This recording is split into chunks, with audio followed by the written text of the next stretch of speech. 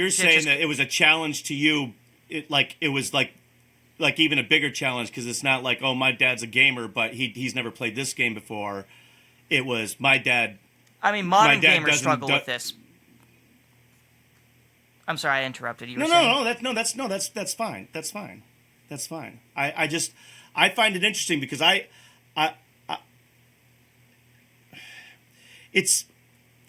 talked about this on my channel a couple of times. These games, all of these games are designed in a different way. Modern games are made like movies. They're made in a perfect world. Modern games are made like they're immersive stories. You go in, they're choose your scare on whatever level, whatever world you can, and in a perfect world, I understand all of that. DLC, all that shit aside, in a perfect world, they're movies that you can actually go in and manipulate and explore, and they're stories. That's like that is actually a pretty good description of a lot of modern games. So, in order to attract a client to a modern game, you want that immersive experience. That's what you're selling. Well, in arcade games, the guy that was sitting there playing Asteroids for 17 hours, the fucking arcade owner hated that dude because he's sucking up a lot of electricity for 25 cents. And so I think like the arcade games were designed to like give you a quick burst of adrenaline. That's why they're so faster. You're instantly in the middle of shit. You're if you touch anything, you're dead. And they're meant to just, it's like the difference between like here's the difference. Today's modern games is like sipping a fine wine. And back in the day, arcade games was those games. It was like shots of hooch. It's like get to it, get your fix, and get home. And that kind of thing. Get the hell off and all. So what would attract you was the challenge of it, and you would pop those quarters in and all that stuff. They wanted you. They didn't want the games to be easy. They didn't want you to. It had to be instantly challenging. Yeah, 25 cents for 2 minutes of gameplay is about the average you want to go for if you were in that industry at the time. So show me. It's.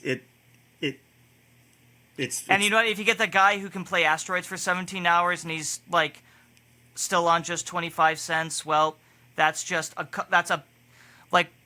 Hardcore gamers would be a cost of doing business in the arcade industry because you can't just kick him out for getting good. That is nobody kicks out, and you use it for publicity and all that stuff back in the day, and those were very rare. You didn't you might have a guy or two in your arcade. Had that like pro gamer boy. There was always that one guy that was, if he was on Defender, he was going to be on Defender all night, or that one guy, oh shit, he's on Dig Dug, he can get to like level 30 of Dig Dug, so he'll be there for an hour or so. Did you hear about the story that the guy who got so good at Pac-Man that while playing on an original arcade cabinet, he got to the end of Pac-Man, which is just a series of distorted code? Like, so technically the end game of original Pac-Man is the game stops working.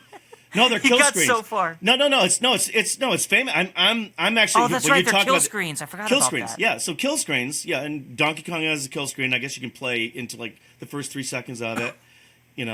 If you want to know all about, ask Billy Mitchell. He knows everything about everything. Oh yeah. Every once in a while, I'll see a YouTube we'll get thumbnail sued now. video We'll get with sued Billy now. Mitchell. Uh-oh.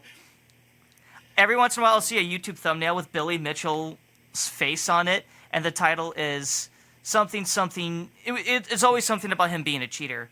How this guy got away with cheating, or basically everything's about him cheating at Donkey Kong. The King of Quarters, or it's the Donkey Kong movie. The Donkey Kong movie. And I actually watched the Nibbler movie just again the other day, and I remember the documentary we watched where the guy. Yeah, it was like a high school teacher. He was married with kids, and for some reason he had an original Donkey Kong arcade cabinet in his garage, and so he would just be practicing. He would just be practicing Donkey Kong, and still also trying to maintain his like work-life balance as well. And then he'd compete against Billy Mitchell. Yes, well, thank you, Billy Mr. and Mrs. Mitchell, for naming your son William. So his initials are appropriately BM.